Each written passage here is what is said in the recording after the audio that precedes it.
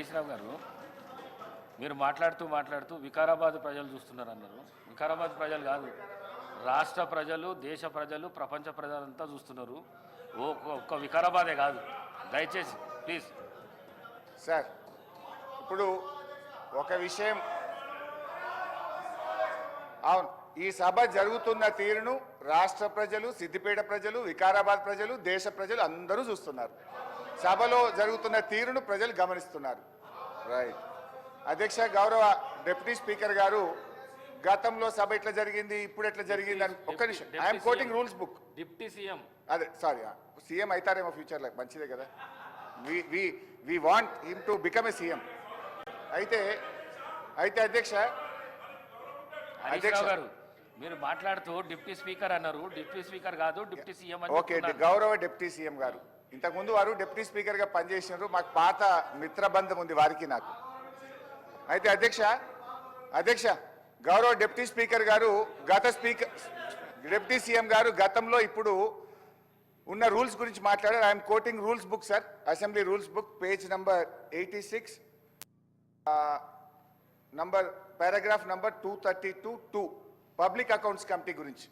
The committee shall have the power to indicate in the proposed timetable the different hours at which the various stages of bills and other business shall be completed.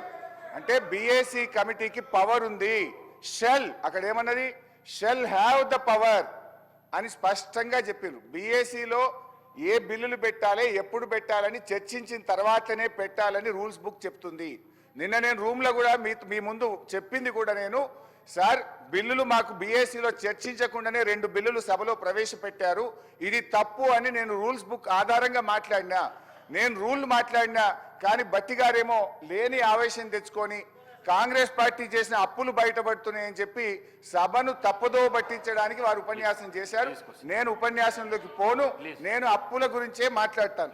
గౌరవ బట్టి విక్రమార్క గారు చెప్పిన లెక్క ప్రకారంగా 1,27,208 కోట్ల రూపాయలు ఏడాది కాలంలో కాంగ్రెస్ ప్రభుత్వం అప్పు చేసింది. 1,27,000 అంటే 5 ఏళ్లలో లెక్క పెడితే ఇది 6,36,000 కోట్లు అవుతుంది.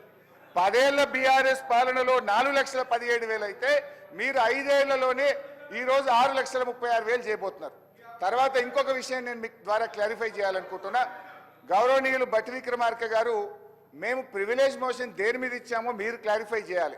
దాదాపు 20 మంది కాంగ్రెస్ బీఆర్ఎస్ ఎమ్మెల్యేలు అందరం మీ దగ్గరికి వచ్చి మేము ఇచ్చిన ప్రివిలేజ్ మోషన్ దేని మీద అధ్యక్ష మీరే చెప్పాలి. వారేదో నేను మధురలో మాట్లాడిన దాని మీద ప్రివిలేజ్ మోషన్ ఇచ్చినామని సభను తప్పుదో పట్టించే ప్రయత్నం చేసినారు. మేము ప్రివిలేజ్ మోషన్ ఇచ్చింది వాస్తవ అప్పులు 4,17 అయితే 7 లక్షల కోట్లు అని చెప్పి వీళ్ళు సభను తప్పుదో పట్టించారు. పోయిన బడ్జెట్ స్పీచ్లో తప్పుడు ఫిగర్ చెప్పారని చెప్పి గౌరవ ఉప ముఖ్యమంత్రి గారి మీద మీకు ప్రివిలేజ్ మోషన్ ఇచ్చాం. కానీ వారు ఇప్పటిదాకా ఏం మాట్లాడినరు, లేని ఆవేశం తెచ్చుకొని వ్యవసాయ కూలీలకు ఇయ్యద్దా, మీరు దాని మీద ప్రివిలేజ్ మోషన్ ఇస్తారా అన్నారు. తొందరగా ఈమనే మేము అడుగుతున్నాం, వ్యవసాయ కూలీలే కాదు 6 గ్యారంటీలు అమలు చేయండి. మొదటి శాసనసభలో చట్టబద్ధత తెస్తా అన్నారు, చట్టబద్ధత తేండి అనే మేము అడుగుతా ఉన్నాం. అయితే అధ్యక్ష మీ ద్వారా మళ్ళీ నేను కోరుతున్నా, నేను బట్టి గారి సవాల్ను స్వీకరిస్తున్నా. ప్రివిలేజ్ మోషన్ అప్పుల మీద తప్పుడు ప్రచారం మీద మీకు ఇచ్చాము, దాన్ని ఈ శాసనసభలోనే అలో చేయండి. వీలైతే సభా కార్యక్రమాలు సస్పెండ్ చేసి ఇప్పుడే దాని మీద చర్చ పెట్టినా మాట్లాడడానికి మేము సిద్ధంగా ఉన్నాం. లేదు మీ కన్వీనియన్స్ ప్రకారంగా ఈ సమావేశాలు ముగిసే లోపు అప్పుల మీద మీరు చర్చ పెట్టండి. వాస్తవాలు రాష్ట్ర ప్రజలకు తెలవాల్సినటువంటి అవసరం ఉంది. దయచేసి మా ప్రివిలేజ్ మోషన్ను మీరు అలో చేయాలని చెప్పి మిమ్మల్ని కోరుతా ఉన్నాం.